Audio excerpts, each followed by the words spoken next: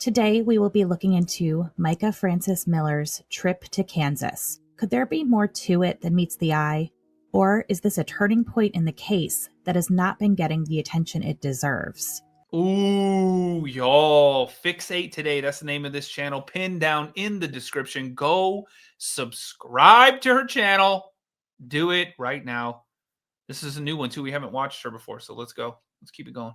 In late December 2022 or early January 2023, Micah Frances Miller left Myrtle Beach and went back home to Kansas.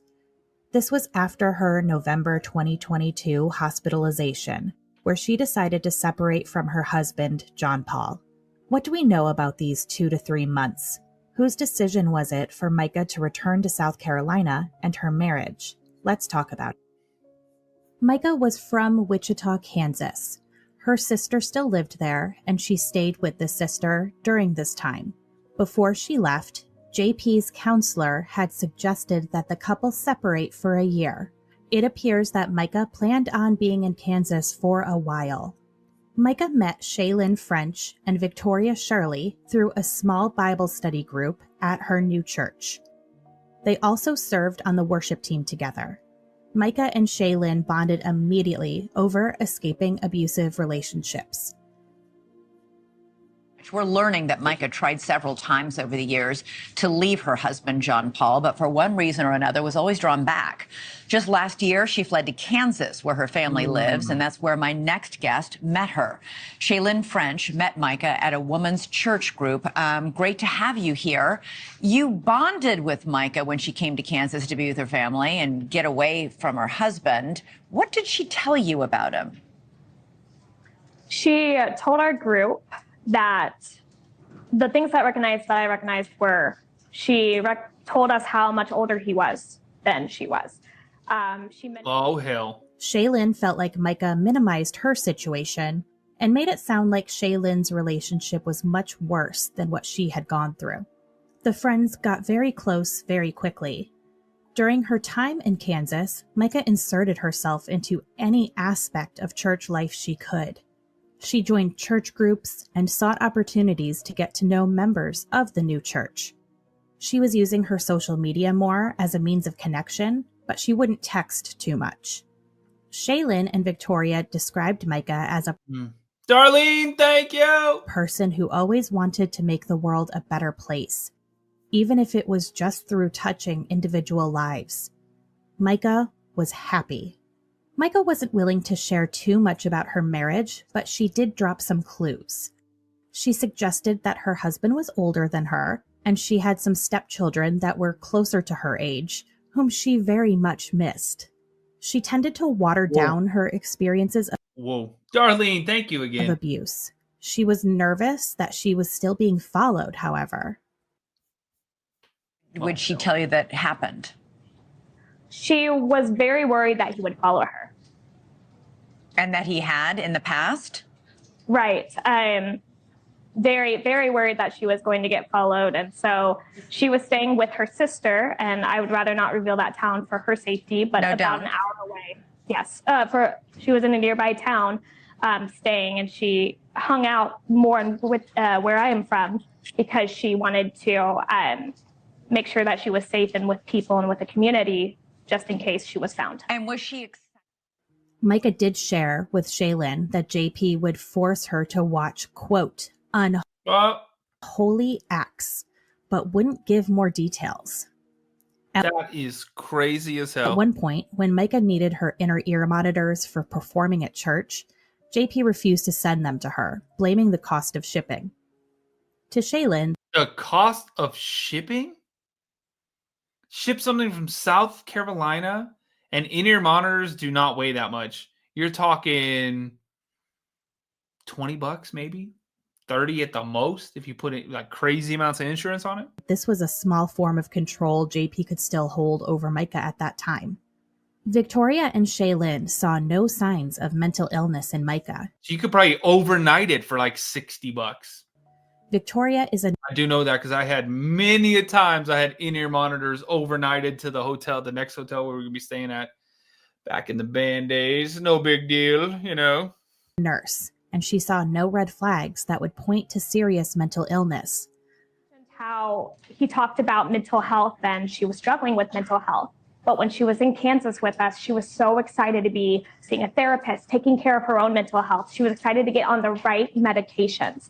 She was sane. She was happy. She was willing to start a new life. She was wanting to jump in like ahead at everything, mission trips, the worship team, which is where we met and we bonded.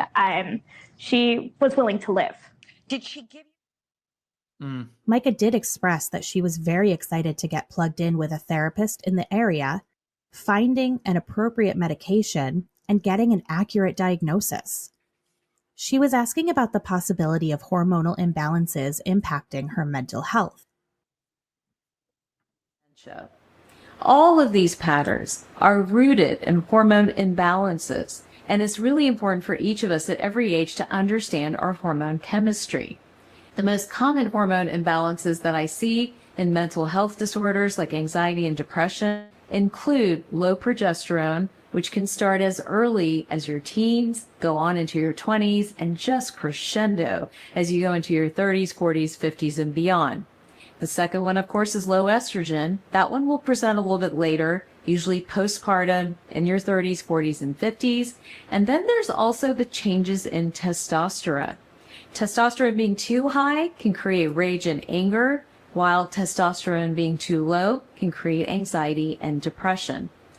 Thyroid is another one to think about when it comes to mental health. We see a lot of depression when thyroid levels get thrown off, and excessively high cortisol creates anxiety, while low cortisol will create depression. So again, you're getting...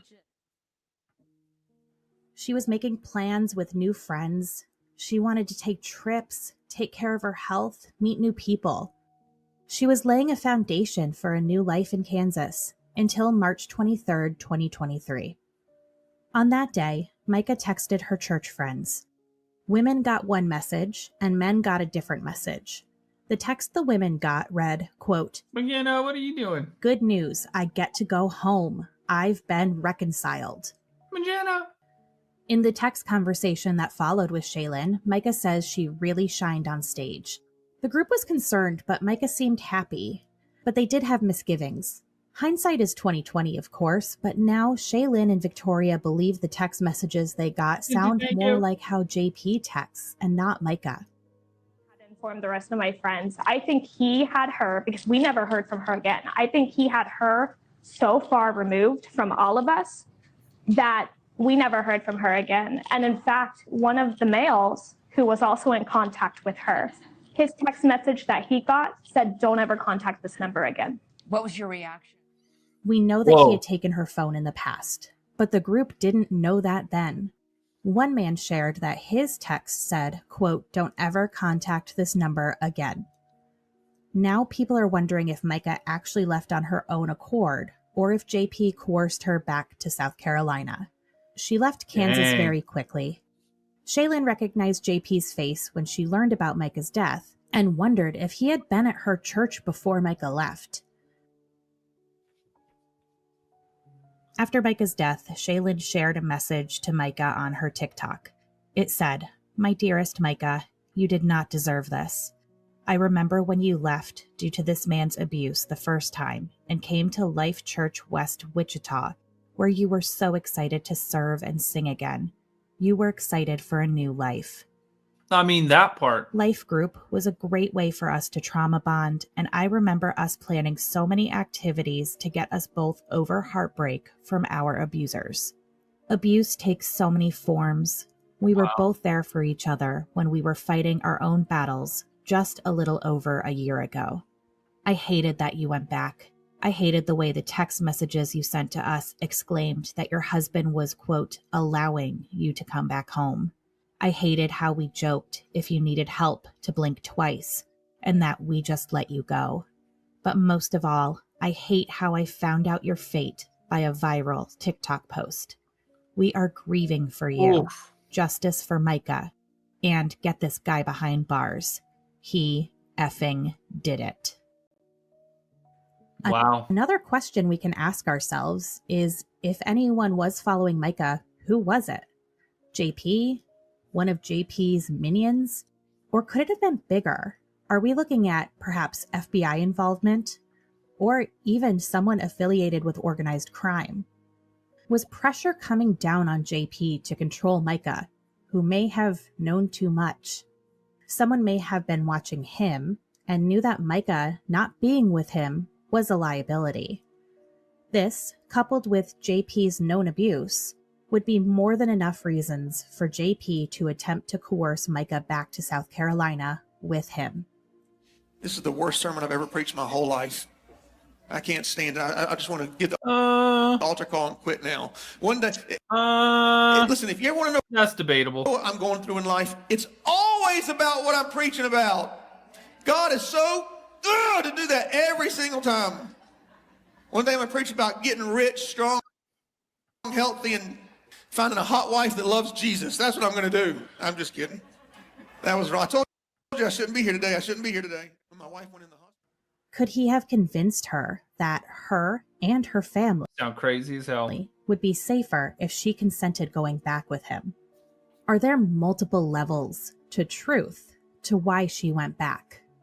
Shaylin realized she had been blocked from Micah's Facebook page after Micah had left. A few months later, she texted Micah to check in. Micah responded with a short, "Things are good, I'm fine" text, and then Shaylin never heard from Micah again.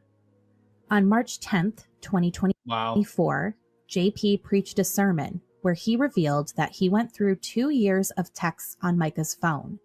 He said he found 18 people who had 2 years of text? Man, you are crazy as hell. Reached out to Micah to tell her, quote, "If you ever want to talk about your husband, you can talk to me and I will keep it confidential." He shared that 2 of the 18 people were men and said that this behavior is akin to, quote, "a demon talking." I shouldn't be here today. When my wife went in the hospital, I looked at her phone and I counted over the past 2 years, 18 people who had texted her and said, "If you ever want to talk about your husband, you can talk to me and say anything and I'll keep it confidential." Hey, does somebody want to hear what somebody else says about their spouse? And 2 of those 18 were men. I thought, and I was thinking when I read that, I thought, Mark Castaday, he's one of our elders here, and Jackie, she oversees our New Testament discipleship. Could you see Mark calling another woman and saying, "You know what, I just want to tell you some things about my wife I don't like"? Or could you see Jackie calling a woman or a man, either one? No, if someone wants to call you and say bad things about...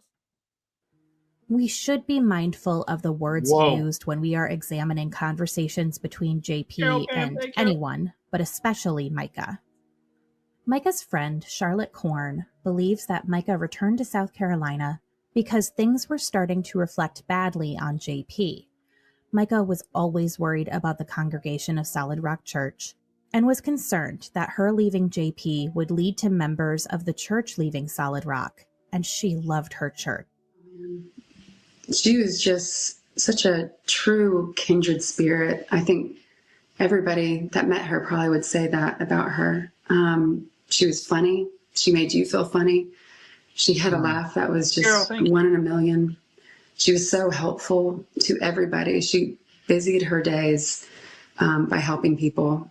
And she was just one of those truly godly women that just has such a beautiful, pure soul that you were lucky to meet and even luckier to be considered a friend.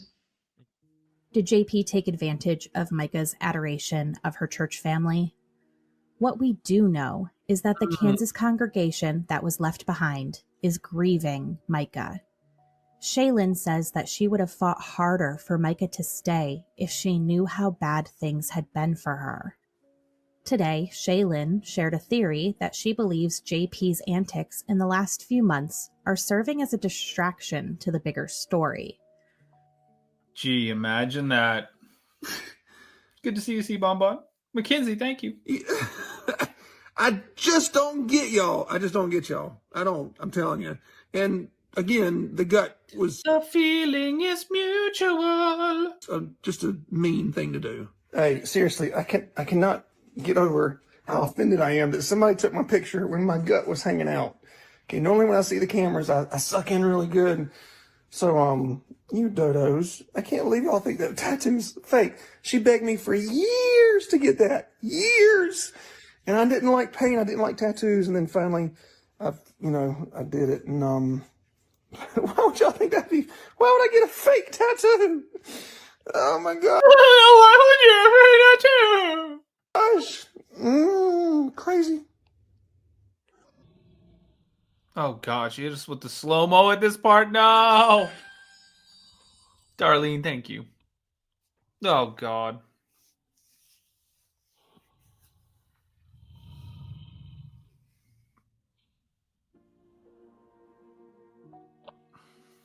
She believes JP didn't end Micah's life, but is involved in the Who is that? orchestration of it. She thinks we need to be watching Who the hell was that? JP's associates and remember that there have been allegations of JP being linked to a sex trafficking ring. We share this opinion. Dear God, the whole video and then you drop that right at the end? Oh Lord. With Shaylin. We have suspicions of something much larger happening, and that some of the things JP has been doing in the media is to distract from these bigger things going on. There is another possibility. Could Micah have returned to JP with the goal of gathering evidence? Evidence to, number one, support her testimony in a divorce, and or... that part. Erica, yeah, they feature me on there quite a few times. About a dozen times or so. Number two, to blow the whistle on an even bigger criminal enterprise. Damn. Are there forces at play that are attempts at distracting us from this bigger picture? What do you think? Let us know in the comments. Oh, hell. That was a good video too. Y'all make sure you follow them. Both of them are pinned down in the description.